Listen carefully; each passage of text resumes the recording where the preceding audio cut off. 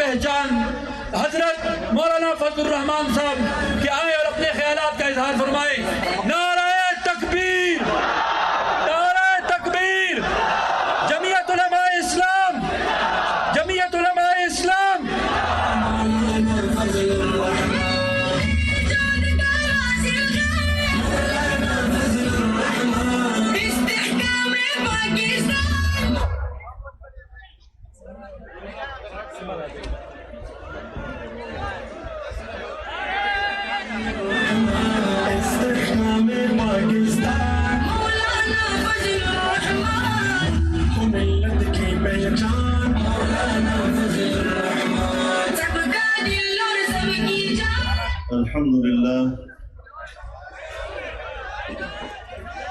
الحمد لله وكفى وسلام على عباده الذين اصطفى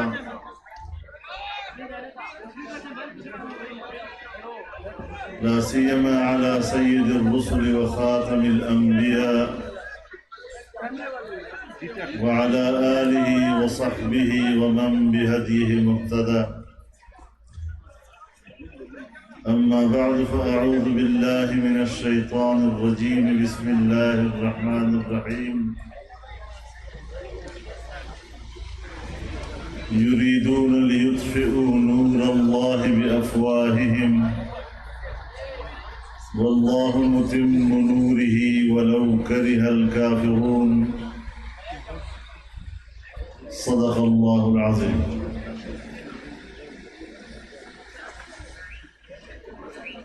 جناب صدر محترم،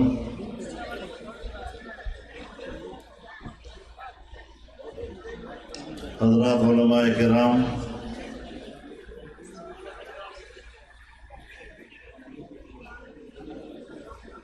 مختلف سیاسی جماعتوں اور تنظیموں کے عمائدین، بزرگان ملت، میرے دوستوں اور بھائیوں، سب سے پہلے میں جمعیت علماء اسلام ضلع ایبٹ آباد کا تہہ دل سے ممنون ہوں کہ انہوں نے ناموس رسالت کے مقدس عنوان سے اس عظیم کانفرنس کے انعقاد کا اہتمام کیا، اور میں دل کی گہرائی سے انہیں اس کامیاب کانفرنس کے انعقاد پر مبارکباد پیش کرتا ہوں، اور آپ تمام حضرات کا شکر گزار ہوں کہ آپ نے اس اجتماع میں جو عظیم شرکت کی ہے۔ اللہ رب العزت آپ کی اس یہاں شرکت کو قبول فرمائے اور اسے ہم سب کی نجات کا سبب اور ذریعہ بنائے۔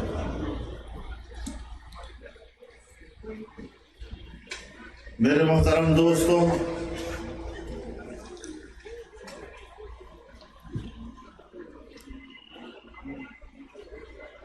قیام پاکستان کے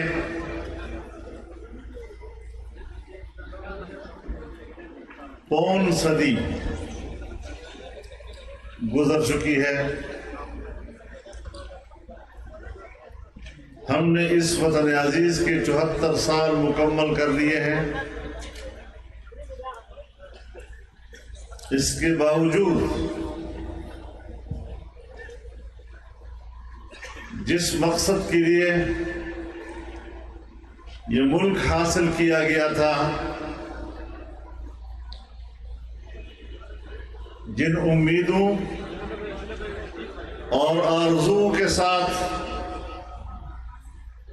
اس وطن عزیز کے لیے قربانیاں دی گئی تھی، اور ہمارے بزرگوں نے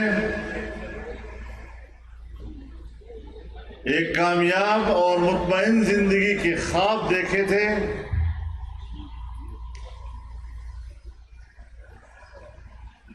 آج پون صدی گزرنے کے بعد بھی وہ خواب تشنہ تعبیر ہیں اور قوم مضطرب ہے۔ جہاں قومیں ترقی کرتی ہیں، جہاں قومیں آگے بڑھتی ہیں، وہاں ہم پسپائی اختیار کر رہے ہیں، جسے ترقی معکوس کہتے ہیں۔ اوپر کی طرف جانے کی بجائے ہم نیچے کی طرف لڑک رہے ہیں۔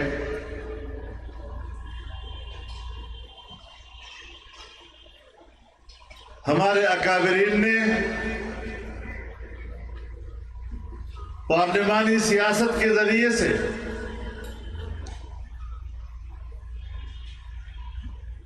آئین کو تشکیل دینے میں جو کامیابیاں حاصل کی تھی،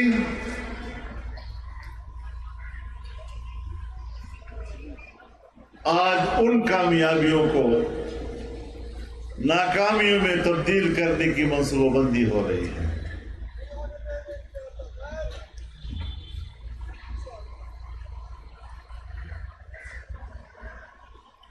ہم نے یہ ملک اگر بنایا تھا تو 3 قسم کے تصورات موجود تھے۔ لا الہ الا اللہ کا نعرہ لگا کر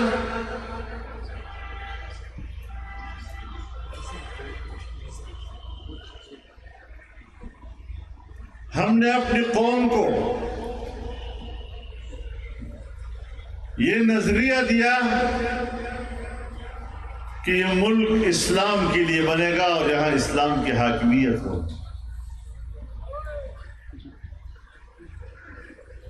انگریز سے آزادی حاصل کرنے کا مقصد یہی تھا کہ اب ہم غلام نہیں رہیں گے اور یہاں پر جمہوریت ہوگی اور ہم جمہوری آزادیوں کے ماحول میں اپنے فیصلے خود کریں گے۔ ہندو سے الگ ہونے کا فلسفہ یہ بتایا گیا کہ ہماری معیشت آزاد ہوگی اور ہم اپنے ملک کی وسائل کے خود مالک ہوں گے۔ لیکن جن کی امیدیں اسلام سے وابستہ تھی، ان کی امیدیں بھی مایوسی میں تبدیل ہوئی۔ جنہوں نے اس وطن عزیز کی آزادی کے لیے قربانیاں دی اور ملک میں ایک جمہوری نظام برپا کرنے کی آرزو رکھی، اس ملک پر زیادہ تر حکومت ڈکٹیٹروں نے کی ہے اور جمہوریت آج بھی یرغمال ہے، آج بھی یرغمال ہے۔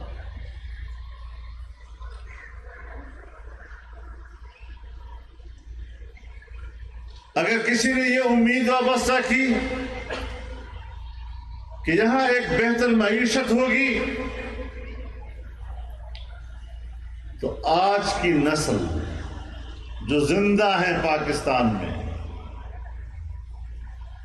وہ ملک کی معیشت کا انجام بھی دیکھ رہی ہے۔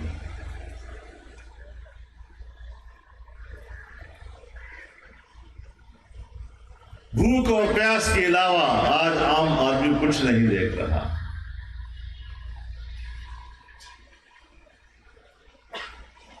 ملک کی پیداوار میں کمی آئی،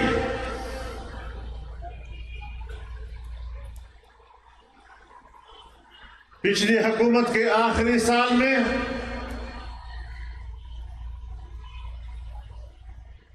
سالانہ ترقی پیداوار کی اس کا تخمینہ 5.5% لگایا گیا تھا اور اگلے سال کے لیے 6.5% لگایا گیا تھا، لیکن اس تبدیلی سرکار نے ایسی تبدیلی برپا کی کہ 5 اور 6% کی ترقی تو خواب بن گئی، ہم اپنی سالانہ معیشت کا تخمینہ 0 سے بھی نیچے لے گئے۔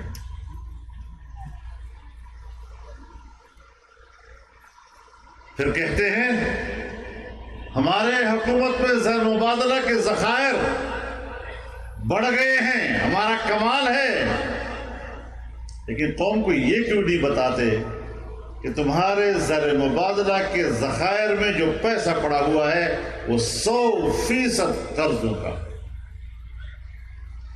1% بھی تمہارے اپنی معیشت کی پیداوار کا نتیجہ نہیں ہے۔ کیا تم کو دھوکے دینا چاہتے ہو؟ تو میرے محترم دوستو، آج ہم اس ملک میں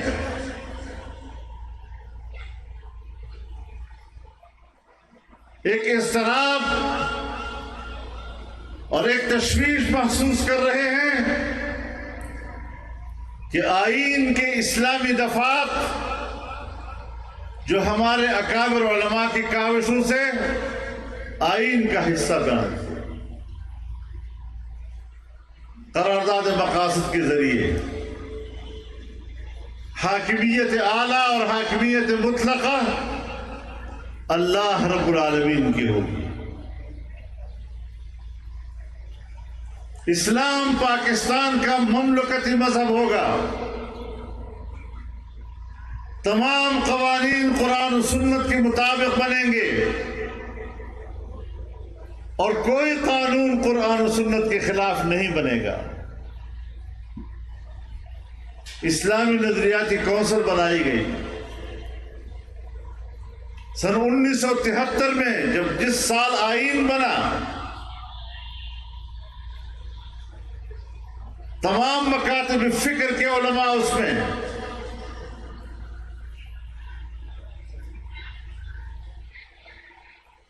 ملک کے آئینی اور قانونی ماہرین اس کے اراکین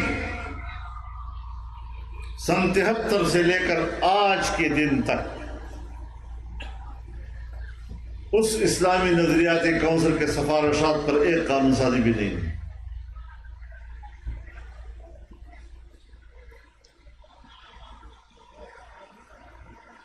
ناموسی رسالت کی توہین کے مرتکب لوگوں کو باعزت بری کیا گیا۔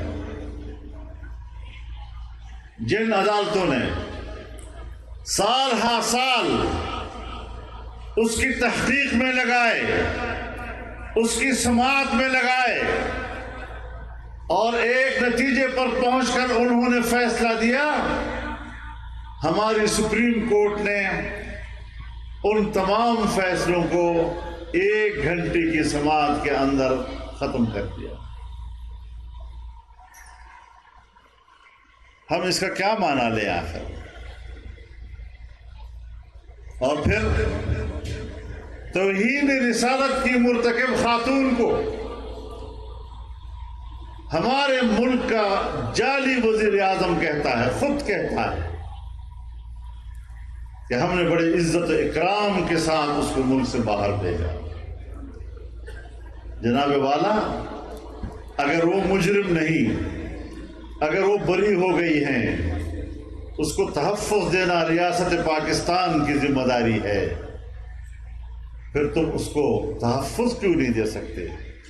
تم ان کو بیرون ملک بھیج کر پروٹوکول کس بنیاد پر دے رہے ہو؟ اور جو بھی اسلام دشمن پاکستان میں اٹھتا ہے، چاہے ختم نبوت کا دشمن ہو، چاہے ناموس رسالت کا دشمن ہو، آج یورپ میں اس کو پروٹوکول ملتا ہے اور اس کو عزت ملتی ہے۔ اس لیے ہم یورپ سے کہنا چاہتے ہیں کہ آپ کا جو موقف ہے کہ ہم تو صرف دہشت گردی کے مخالف ہیں، تمہارا عمل بتا رہا ہے کہ تمہاری دشمنی وہ دہشت گردوں سے نہیں، آپ کی دشمنی اسلام اور مسلمانوں سے ہے۔ تم نے جناب رسول اللہ صلی اللہ علیہ وسلم کے خاکے بنائے، توہین آمیز خاکے بنائے، تم نے امت مسلمہ کے جذبات کو مجروح کیا، باوجود اس کے کہ یورپی یونین کی عدالت نے کہا کہ توہین رسالت یہ آزادی رائے کے زمرے میں نہیں آتا۔ ایک خاتون کو اس بات پر سزا بھی وہاں دی گئی، لیکن جن عناصر کو وہاں کے حکمرانوں کی اور وہاں کی اسٹیبلشمنٹ کی پشتنائی حاصل رہی، انہوں نے نہ عدالتوں کی پرواہ کی نہ وہاں کے قوانین کی پرواہ کی۔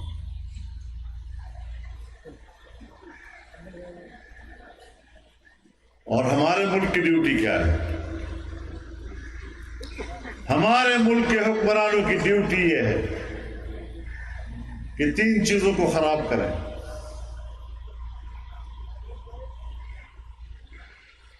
اسلام کو خراب کریں، لیکن راستہ کون سا ہے؟ مغربی تہذیب کو پاکستان میں لانے، بے حیائی اور فحاشی کو پاکستان میں لانے کا، گندگی اور غلاظت کو پاکستان میں لانے کا، اور یہاں پر اسٹیبلشمنٹ کی سطح پر اور سیاسی جماعتوں کی سطح پر ان این جی اوز کی پشتپناہی اور سرپرستی کی گئی جنہوں نے 20 سال اس ملک کے نوجوان نسل کو گمراہ کرنے کے لیے تمام وسائل استعمال کیے۔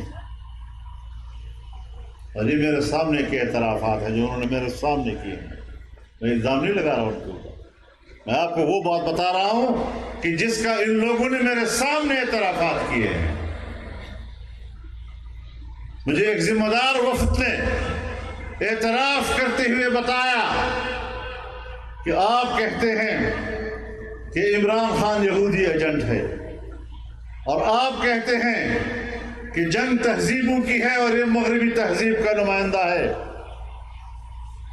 اور ہم نے 2-3 سالوں سے آپ کی تقریروں کو نوٹ کیا ہے، آپ نے دونوں باتیں صحیح کی ہیں۔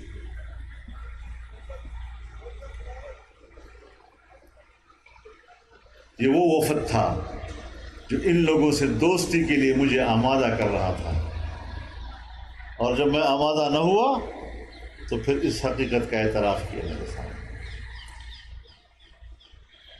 اور پھر کہا کہ چونکہ پشتون بیلٹ میں مذہب کی جڑیں گہری ہیں اور مذہب کی ان گہری جڑوں کو اکھاڑنے کے لیے ہمارے پاس اس سے زیادہ موضوع آدمی اور نہیں تھا۔ یہ ساری چیزیں ہمارے سامنے گزری ہیں۔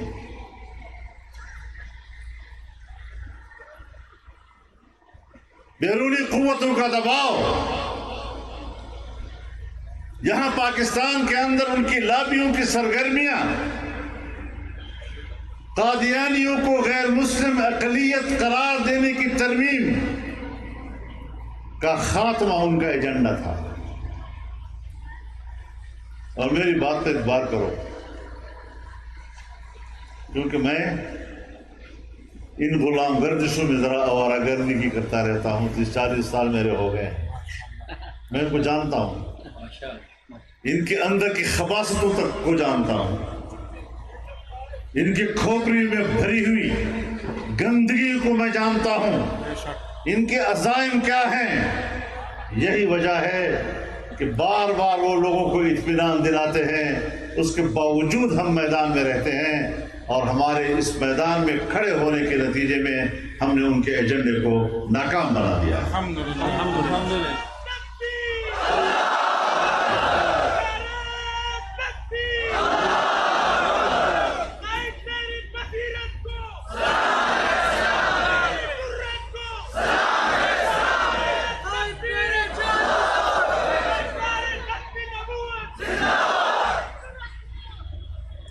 میرے محترم دوستو، آپ کو یاد ہوگا، ہمارے بالکل ہی نوجوانوں کو تو نہیں لیکن کچھ بزرگ ہیں میرے ہم عمر کو یہ معلوم ہوگا کہ جب سوویت یونین ٹوٹ چکا، 9/11 کا واقعہ ہوا، تو میں نے اس وقت بھی عرض کیا تھا، پوری قوم کے سامنے عرض کیا تھا کہ اب پوری دنیا عالمی تغیرات اور تبدیلیوں کی لپیٹ میں ہے، اب نئے انقلابات رونما ہوں گے،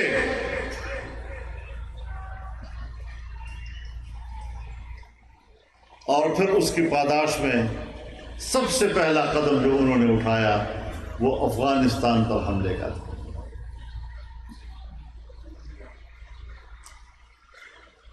اور اعلان کیا کہ ہم 3 مہینے کے اندر ان دہشت گردوں کا صفایا کر دیں گے اور افغانستان کو آزاد کرا دیں گے 3 مہینے کے اندر۔ جس طرح ہمارا خان کہتا ہے کہ میں 3 مہینے کے اندر کرپشن ختم کر دوں گا، یہ 3 مہینے ضیاء الحق نے بھی کہا تھا 3 مہینے کے اندر الیکشن کرا دوں گا، میں 11 سال تک بیٹھا ہوں۔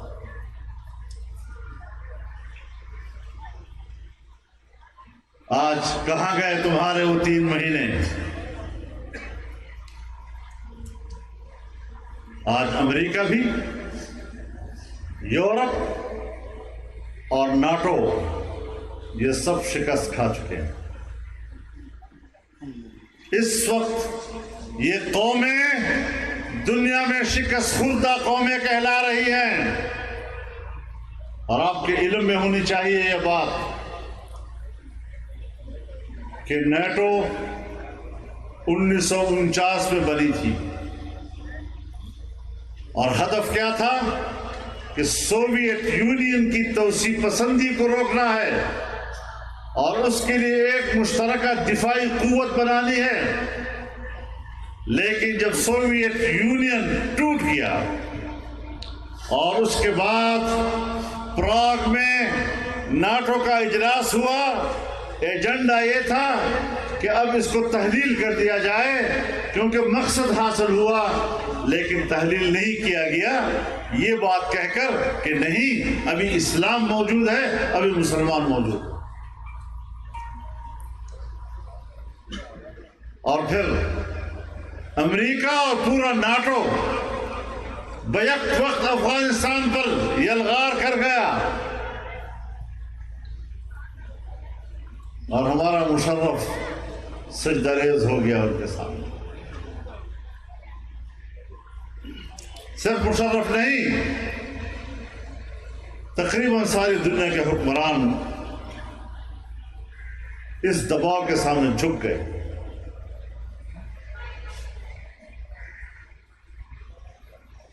بیس سال جنگ لڑی گئی،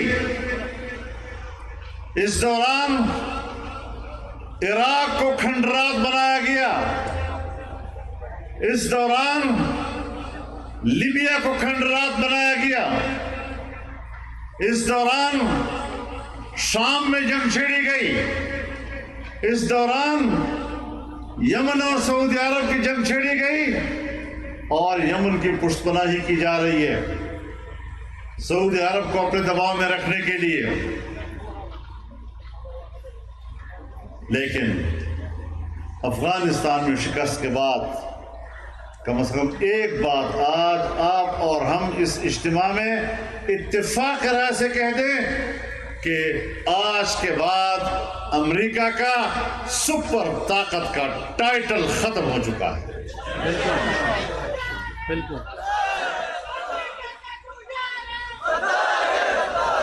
اپنی مرضی اور خواہش کے مطابق اور اپنے مفادات کے تابع دنیا میں جغرافیائی تبدیلیاں لانے کے منصوبے سے دستبردار ہو جائے،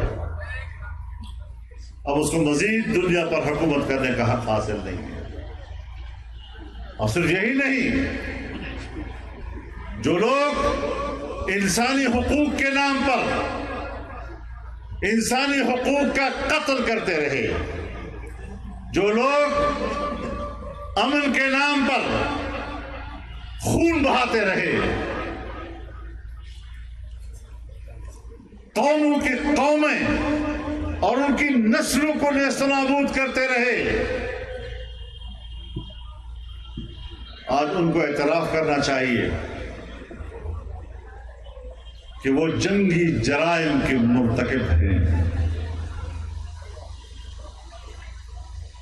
ان کو اعتراف کر لینا چاہیے۔ کہاں ہے عالمی عدالت انصاف جو کسی طاقتور سے یہ پوچھ سکے کہ آپ نے انسانیت کا قتل کیوں کیا؟ حادثے ہو جاتے ہیں دنیا میں، لیکن ایک حادثے کے نتیجے میں اس قسم کے اقدامات، اس کی مثال دنیا میں نہیں ملتی۔ آج کہتے ہیں طالبان مذاکرات کریں، آج کہتے ہیں وسیع البنیاد حکومت بنائیں، آج کہتے ہیں سب کو شریک کریں حکومت میں۔ تو یہ تو آپ نہ کہیں، وہ تو خود کہہ رہے ہیں۔ ہم تو یہ پوچھنا چاہتے ہیں کہ 9/11 کے بعد جب خود طالبان آپ سے کہہ رہے تھے کہ آؤ بات کریں، اگر آپ کا ہم پر الزام ہے ذرا گفتگو کر لے آپس میں، اس وقت تو آپ نے کہا آپ سے گفتگو نہیں کی جا سکتی، تم اس قابل نہیں ہو کہ تم سے کوئی بات کرے۔ کل آپ کا وہ غرور، اور ابھی 2 سال سے آپ انہی طالبان سے دوحہ میں مذاکرات کرتے کرتے ان سے اپنی زندگیوں کی بھیک مانگ رہے ہو۔ افغانستان سے باعزت نکلنے کی آپ بھیک مانگ رہے ہیں ان سے۔ ظلم کا انجام یہی ہوا کرتا ہے۔ اسی لیے میں کہتا ہوں کہ پاکستان میں بھی ہم نے احتیاط کرنا ہے، ہم بھی احتیاط کریں۔ یہاں بھی نوجوان رہتا ہے، یہاں بھی اسلام پر غیرت کرنے والا جوان رہتا ہے، یہاں بھی اسلام اور ناموس رسالت پر سر کٹوانے والے رہتے ہیں، خون کا نذرانہ پیش کرنے والے رہتے ہیں، لیکن پاکستان کے علماء نے ان کو اعتدال میں رکھا ہے۔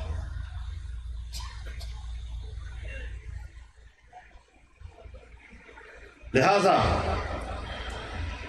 اگر یہی حکمران رہے اور یہی سلسلہ رہا، اسلام کے ساتھ، آئین کی اسلامی دفعات کے ساتھ گھریلو تشدد کے نام پر قرآن و سنت کے منافی قانون سازی کے کارنامے ہوتے رہے، بچوں کے حقوق کے تحفظ کے نام پر تم نے بچے کو باپ بنا دیا اور باپ کو اس کا بچہ بنا دیا،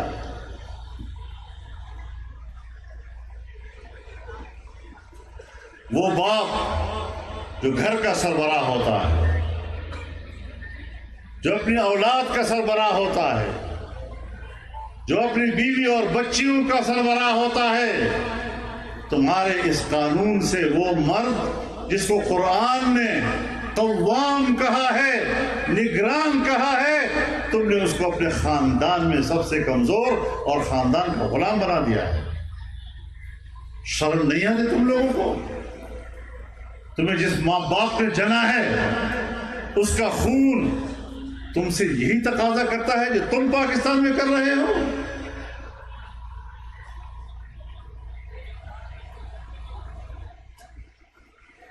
انگریز نے بھی 1860 میں جب ہندوستان پر ان کا قبضہ تھا، لیکن ہندوستان میں انہوں نے قانون دیا کہ مسلمان اپنی شخصی زندگی میں اپنے مذہب کے مطابق عمل کر سکتے ہیں، نماز ہے، روزہ ہے، زکوٰۃ ہے، نکاح ہے، طلاق ہے، میراث ہے، یہ ساری چیزیں مسلمان اپنے مذہب کے مطابق کر سکتے ہیں. لیکن پاکستان بننے کے بعد یہاں کی اسٹیبلشمنٹ نے، یہاں کے آمروں نے ایوب خان کے زمانے سے لے کر اب تک ایسی قانون سازیاں کی ہیں کہ اب وہ کہتے ہیں کہ تم اپنی شخصی زندگی میں بھی قرآن و سنت کے تابع نہیں ہو. ہم جو قانون پاس کریں گے چاہے وہ قرآن و سنت کے خلاف ہو، تم نے اس کے تابع رہنا ہے اور اس کی پیروی کرنی ہے اور اس پر عمل درآمد کرنا ہے. اس لیے پاکستان بنا تھا. آج ہمیں انگریز تانے دے گا کہ ہم نے جو حق دیا تھا اسلام کے نام پر بنے ہوئے پاکستان میں، پاکستان کے حکمرانوں نے تم سے وہ حق چھین لیا ہے، اور سب حقوق کے نام پر. یہاں پر انسان کا خون بہاؤ امن کے نام پر، یہاں پر حقوق کا قتل کرو حقوق کے تحفظ کے نام پر.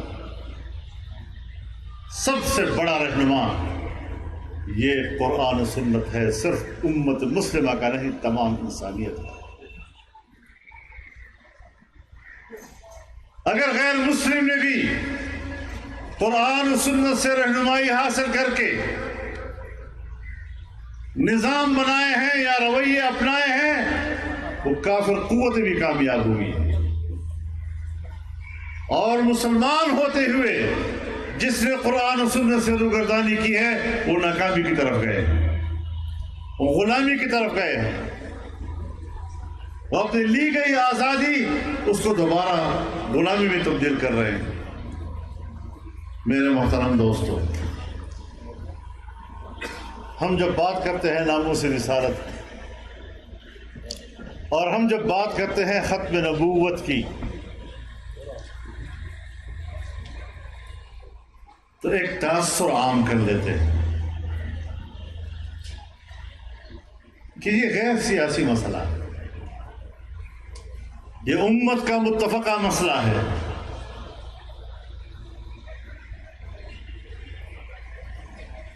تو کوئی شک نہیں کہ یہ متفقہ مسئلہ ہے.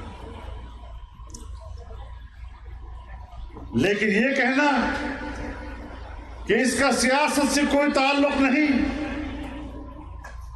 جناب رسول اللہ صلی اللہ علیہ وسلم نے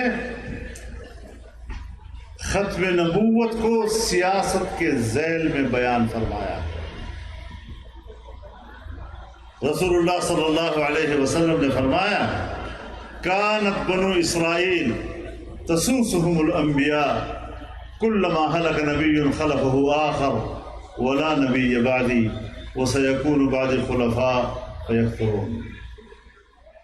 بنی اسرائیل کی سیاست انبیاء کیا کرتے تھے، یعنی بنی اسرائیل کی ملی، قومی اور اجتماعی امور کا انتظام و انصرام انبیاء کیا کرتے تھے. اور ایک پیغمبر جاتا تھا، دوسرا پیغمبر ان کی جگہ لیتا تھا، اور اب میرے بعد کوئی نبی نہیں آئے.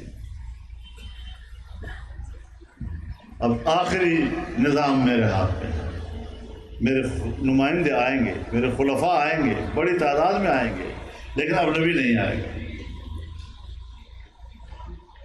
جب ہم ختم نبوت کا ذکر کرتے ہیں اور پاکستان میں ختم نبوت کے حوالے سے اپنی کامیابی کا تذکرہ کرتے ہیں تو ساتھ میں کہتے ہیں ہمارے پارلیمنٹ میں غیر مسلم اقلیت قرار دیا گیا. پارلیمنٹ کا ذکر کرتے ہو یا نہیں؟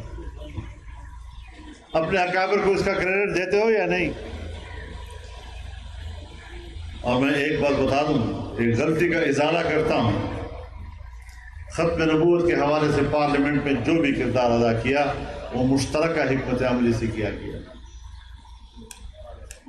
جو مذہبی جماعتیں، اور اگر جن کو ہم مذہبی نہیں کہتے، مسلمان تو ہوتے ہیں اور اپوزیشن میں تھے، سب نے مل کر یکسوئی اور یکجہتی کا مظاہرہ کیا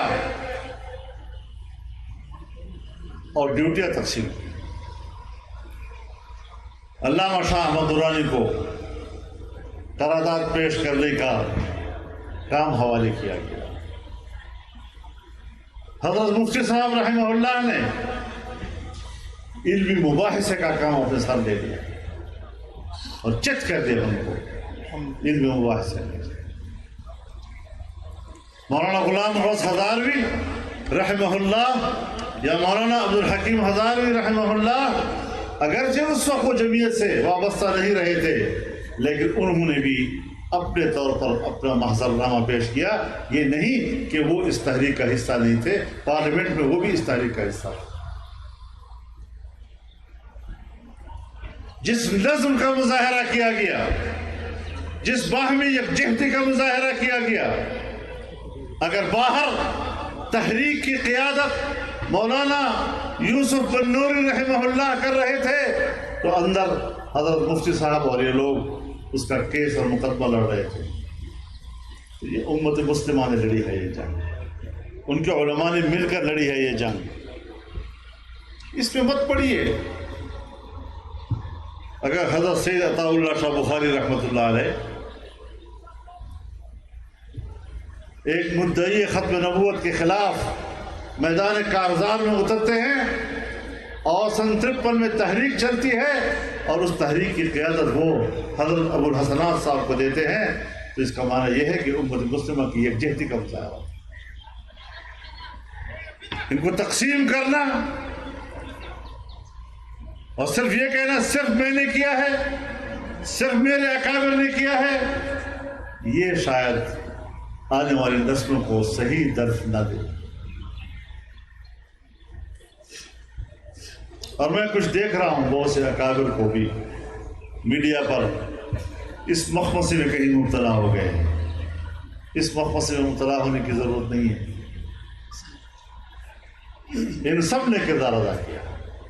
پروفیسر غفور احمد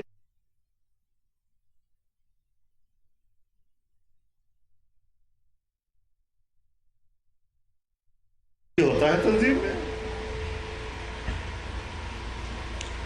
تو اس اعتبار سے یہ چیزیں سیاست سے لا تعلق کر دینا، اس کا معنی ہے کہ ہمیں سیاست کا معنی ہی نہیں آتا۔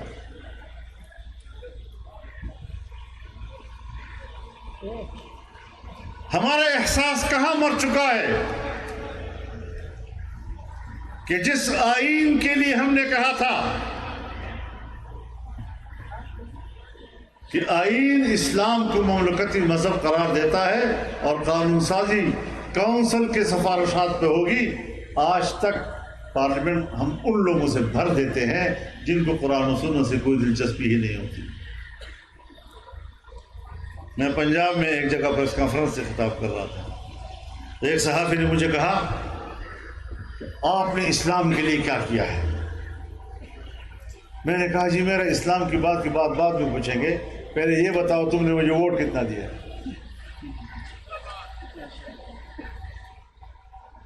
جب جمہوریت کی بات کرتے ہیں، پارلیمنٹ کی بات کرتے ہیں، تو پھر وہی ہماری طاقت ہے۔ وہ طاقت آپ نے ہمیں کب دی ہے؟ اور ایبٹ آباد والوں، تم بھی اس معاملے میں باقی ہزارے سے پیچھے ہو، ہمت کرو ذرا۔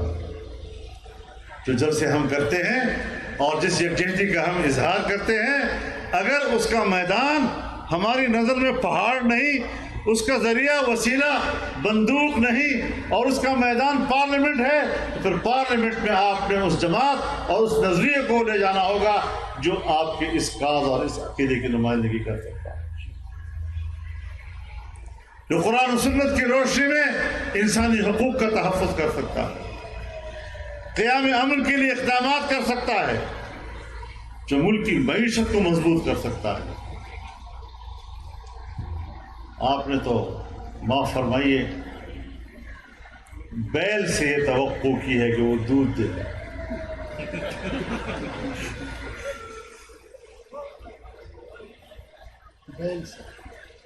ایک آدمی بیل کو دوہرا رہا ہے، کسی نے کہا بیوقوف ہو، تو اس نے کہا کوئی نہ کوئی دھار شاید نکلا ہے۔ ہم وہ قوم بن چکے ہیں، اور ہمیں دنیا کا میڈیا ایسا گمراہ کر دیتا ہے کہ وہ بالکل جنت سامنے لے آتا ہے کہ یہ آئے گا تو سیدھا جنت آپ کے سامنے. اور آپ کو یاد ہوگا، آپ گواہی دیں گے اس بات کی کہ میں 1912 سے قوم کو آگاہ کر رہا ہوں کہ جس رخ پر تم جا رہے ہو یہ رخ غلط رخ ہے، یہ مغربی تہذیب کا رخ ہے، یہ یہودیوں کی معاشی پالیسیوں کا رخ ہے جس پہ ہم جکڑے جائیں گے. میں آج بھی کہتا ہوں کہ افغانستان میں جو تبدیلیاں آئی ہیں یہ صرف افغانستان کی تبدیلی نہیں، یہ خطے میں تبدیلی کا سبب بنے انشاءاللہ. اور میں بے باکی کے ساتھ اللہ کی قوت پر بھروسہ رکھتے ہوئے یہ واضح کر دینا چاہتا ہوں کہ اگر آئندہ بھی اس طرح کی حکومتیں ہم پر مسلط کی گئی تو پھر ہم اپنے آنے والی نسل اور نوجوان کے کوئی ذمہ داری لینے کو تیار نہیں. نعرہ تکبیر، نعرہ تکبیر. قائد ملت اسلامیہ حضرت مولانا فضل الرحمان، قائد ملت اسلامیہ حضرت مولانا فضل الرحمان. قائد اشارہ کوا، قائد اشارہ کوا. God Aziz! God Aziz! God Aziz! God Aziz! God Aziz! تاجدار ختم نبوت! تاجدار ختم نبوت! قائد ملت اسلامیہ! قائد ملت اسلامیہ! God Aziz! God Aziz! صرف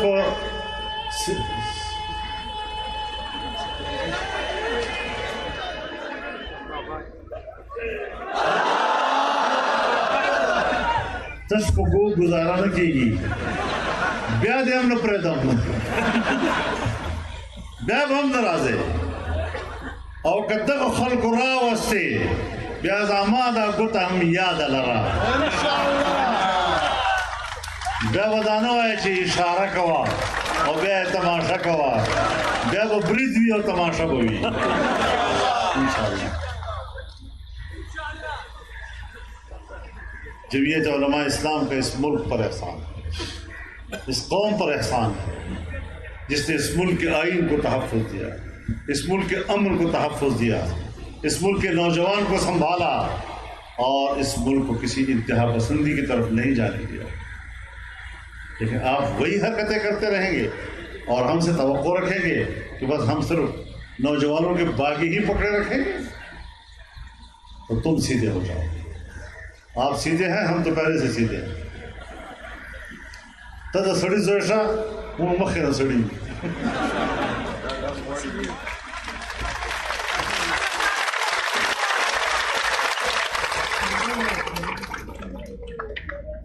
میں تو دنیا سے بھی کہنا چاہتا ہوں کہ اگر طالبان نے فراخ دلی کا مظاہرہ کیا، 20 سال جنگ لڑنے کے باوجود افغانستان میں انہوں نے عام معافی کا اعلان کیا، باوجود اس کے انہوں نے ایک وسیع البنیاد حکومت بنانے کے نظریہ پیش کیا، ایک گنجائش پیش کی ہے، اس کا خیر مقدم ہونا چاہیے. افغانستان ایشیا کا دروازہ ہے، آسیا یک پہ کرے آب و گلست، ملت افغان درام پہ کر دلست، از کشادے او کشادے آسیا از فسادے او فسادے آسیا. یہ دروازہ ہے پورے ایشیا کا، اور ایشیا کے جسم میں افغان ایک دل کی حیثیت رکھتا ہے.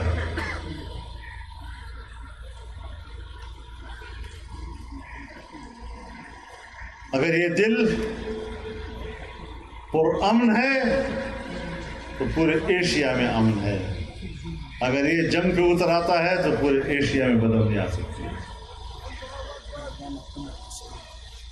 اس لحاظ سے میں چائنا کو بھی کہنا چاہتا ہوں، میں روس کو بھی کہنا چاہتا ہوں، میں پڑوسی ممالک کو بھی کہنا چاہتا ہوں کہ وہ مثبت رویہ اختیار کریں. پتہ نہیں کس کی تابعداری میں پاکستان نے کہہ دیا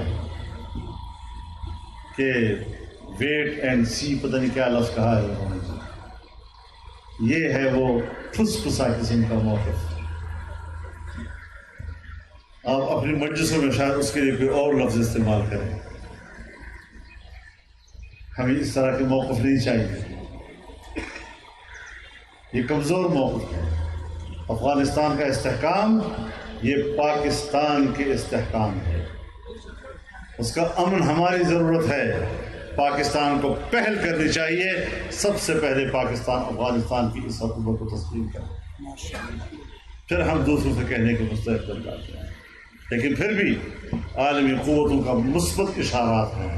روس کی بھی اشارات مثبت ہیں، چین کی بھی اشارات مثبت ہیں، اور انشاءاللہ اس روش پر دنیا چلے گی تو افغانستان طاقتور بھی ہوگا، مستحکم بھی ہوگا، اس کی معیشت بھی بہتر ہوگی، اور اس سے پوری دنیا کی معیشت کے راستے بھی کھلیں گے.